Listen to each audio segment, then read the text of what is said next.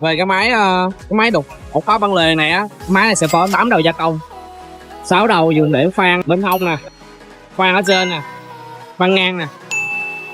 Bên cạnh đó là mình sẽ có thêm 2 đầu để khoan cái ổ khóa phía bên mặt hông bên đây.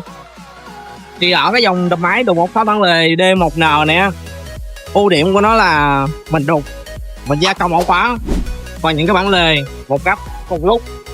Tại vì ở đây mình sẽ có trang bị hầu như là đầy đủ các cụm khoan luôn nha. Đây bạn thấy là ở bên đây nè, mình có một cái dao đục ổ khóa, cái dao để quay cái rãnh của ổ khóa. Bên đây mình sẽ có cái dao đục cái khóa mặt trên nè. Đó, xong đục xong thì bên đây đồng thời là cái cụm bên đây mình sẽ đánh những cái bản lề.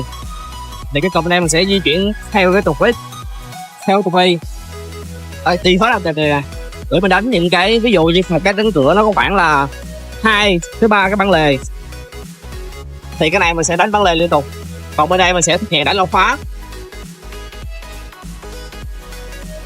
Còn cái cụm này, motor này, mình sẽ đánh những cái khóa mặt trước, và đánh cái này mình sẽ đánh cái khóa mặt trước của mặt sau nè. Motor này motor kép 2 đầu.